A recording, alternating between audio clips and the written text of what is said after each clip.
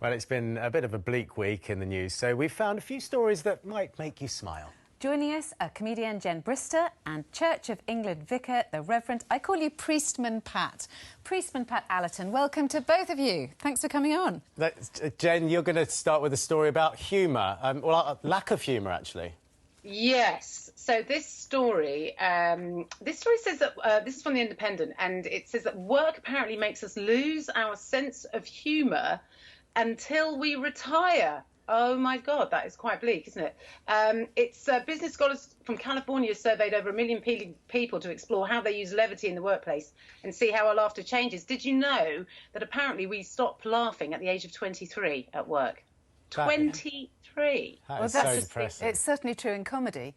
How is it in the priesthood, Pat? Well, Sally, as you'll know, a lot of failed stand-up comics, become vicars. So that's how I ended up in this game. Did you start off in comedy? You didn't start off in comedy, no. That was a joke. You see, that's why I'm here. That's a failed joke. Not as easy as it looks, Pat. In preaching school, they say try and start with a joke. So, you know whether you've got the crowd from the off. So comedy is a crucial way to open people up. If you get people laughing, get them with a belly laugh, and then you can get them with a gut punch. So you try and smuggle in a bit of truth. Pat, it's high stakes in a sermon if you start with a joke and it doesn't land. I mean, you're playing catch-up for the whole sermon. And thank you for reminding me about that, Sean. I've been playing catch-up my entire career. No, but it's interesting because I did this conference for the London Air Ambulance, and they were telling me that they often tell a bad joke to get people back in the room, to get them relating. A good joke is less useful to them than a bad joke. Maybe that's true in church. Jen, what do you think? People say that philosophy is the national language of the French. Do you think, and this was an American study, I think comedy is the national language of the British. Do you think this is relevant here or not? Yeah, well, we're not known for our weather or our cuisine, so if we haven't got a sense of humour, I don't really see what the point of us is.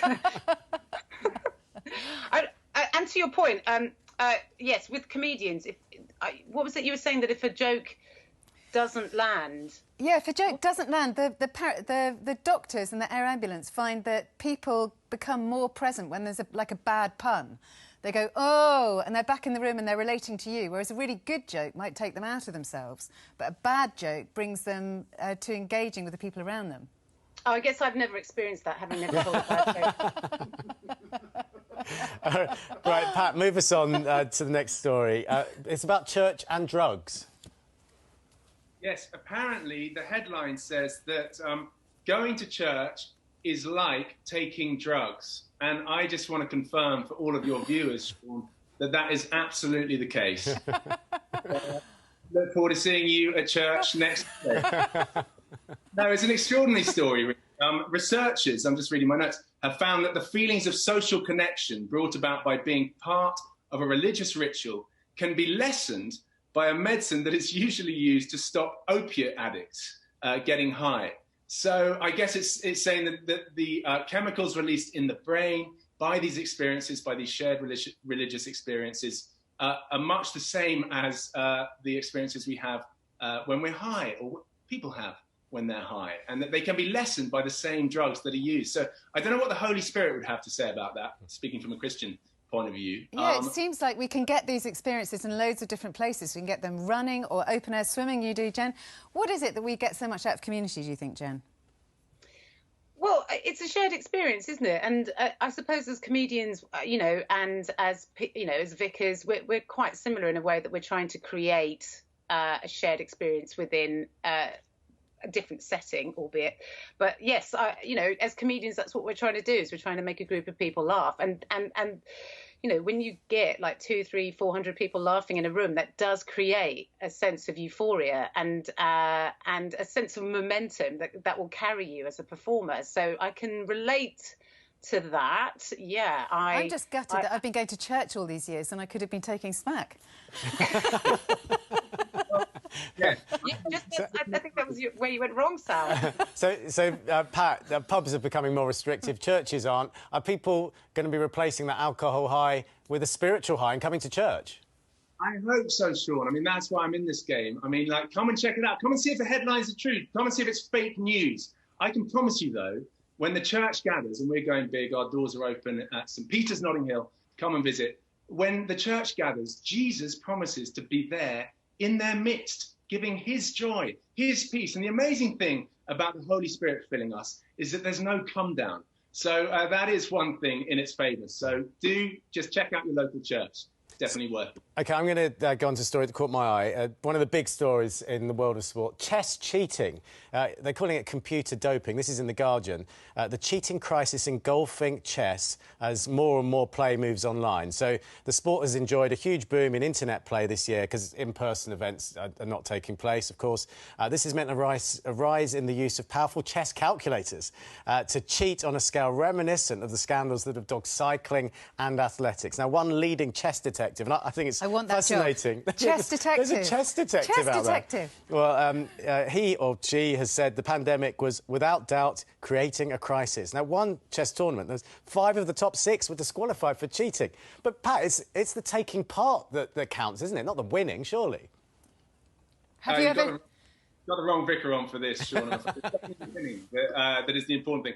No, it's completely the taking part. And I loved, actually, the documentary, the BBC documentary on Lance Armstrong that's out, 2-parter at the moment. I mean, it's gutting, isn't it, when your sporting heroes are revealed to be cheats, whether it's cycling or athletics, because it makes us cynical. It makes us wonder, like, am I watching this person just performing naturally, or are they getting a head start? And, I mean, what I never expected is that it would come in to chess. I mean, you think that's a very gentlemanly, womanly, or gentle-womanly game. But clearly not. I mean, it's affecting every sport, if we can call it a sport. I mean, Jen, we did a lot of online quizzes. The comedy community were required to pitch up to, I mean, hundreds of thousands of online quizzes. Did you enjoy those? Did you cheat in those? Oh, if I could have, I would have definitely cheated. I'm actually 100% behind cheating in quizzes. We were all doing stuff on Zoom. I think dates have gone online and job interviews have gone online. I mean, the opportunities to cheat are endless. Yes, of course. I mean, everything's been online. We've been, I don't know how many quizzes I've done online, but I now would say too many. I think, you know, there's always one person in your family wanting to continue the Zoom quizzes like weeks after we're all like, I've actually had enough of these quizzes, thanks. I've even been doing gigs online, and I don't know, everything is now online, but I think firstly, can we just establish that chess isn't a sport? I don't know, when did that happen? When did we start saying, at what point will lifting up chess pieces to get to... If the squares are very far away, it could be. So, going back to that chess story, some parents of a 10-year-old, or some 10-year-old competitors furiously rejected evidence that their darlings weren't playing at the level of the world #1, and the parents believed that their kids weren't cheating. Parents will believe anything, won't they, Pat? Well, I think you've got to, if you're a parent, I'm not at the moment, but if you are, you've got to believe the best of your children. But I do think if the evidence suggests that they are competing against or at the same level as the world #1, I think some questions should be asked. Parents. So the next story is that membership of the Satanic Temple, this is a story in The Sun, membership of the Satanic Temple in the States is exploding as Americans reject politics, and the founder is advertising this Satanic Temple as the antidote to Trump and Biden and Pence's authoritarian regime entering through the back door of theocracy. So they're saying they're all very committed atheists, and I think you'd have to be to have Satan as your emblem. They're committed atheists, and they're saying the way to counteract it, Satan is a symbol of rebellion, and so they are standing against all of that and fighting fire with fire, fighting religion with religion. And this is proving very, very popular. What do you think about this, Pat? Yeah, it's a challenging one, actually. I mean, I would question, I guess, if they're trying to claim to be atheists, I would question the branding strategy of choosing a created angelic being by that God whom you claim not to believe in. So, I think it would obviously have an impact on possible members joining up. I mean, choosing the sort of personification of evil itself. And Satan is, you know, he's the devil. That's the name of the devil. But when the people they think of as the bad guys are using the good guys, I mean, everything's got confused, hasn't it? Oh, we live definitely in confusing times, Sally. And I mean, all I would want to say is there is a God in heaven who loves us, who gave his son Jesus for us. Jesus is alive. Let's give him the worship that only he deserves, and let's tell Satan to jog on. Yep. I mean, he's an absolute idiot. Jen, Satanic Temple, is that for you, do you think? No, I mean, I didn't even join the Girl Guides, so I don't know if that... I think that's probably not for me. I take a slightly milder approach. They're probably quite similar, the Girl Guides and the Satanic Temple. I wouldn't know, Kelly, because I never went. Yeah, it's extraordinary.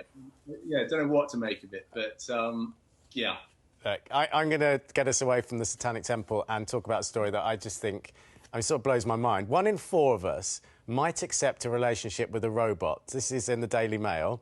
Artificial intelligence, they're calling it. Researchers from the University of Twente in the Netherlands surveyed 11,000 adults across 11 countries. They found that, get this, 27% of people either supported the possibility of dating a robot or had not completely ruled it out. I mean, what does that tell us, Jen, about our expectations of our partner, of our relationships?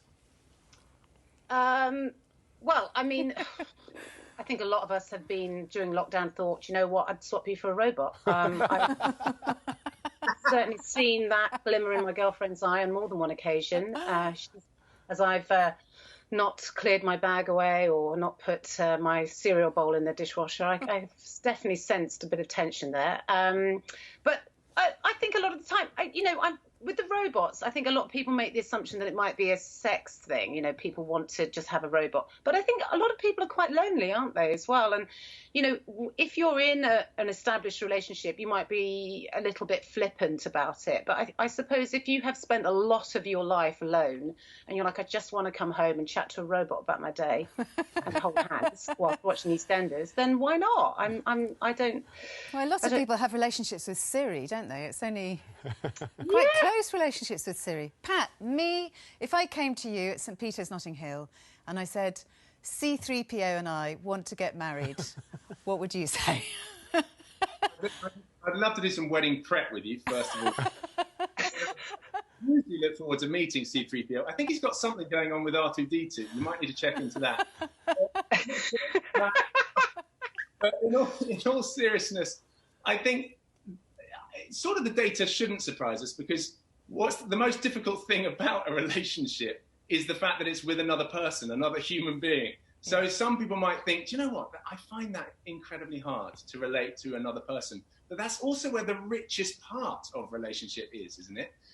So it's sort of sad, and again, shows confused times we live in, that people are even open to that. And maybe it's just one step beyond pornography. A lot of people having a relationship with their computer screen and what they find online. And if they can find a version of that that talks back to them, well, hey, they may feel that they've got things sorted. But I think just go down the traditional line. Find another person, you know, and you will find more than you could certainly find in a robot. That's very, very good advice. Pat and Jen, lovely to talk to you. Thank you very much. Humans are...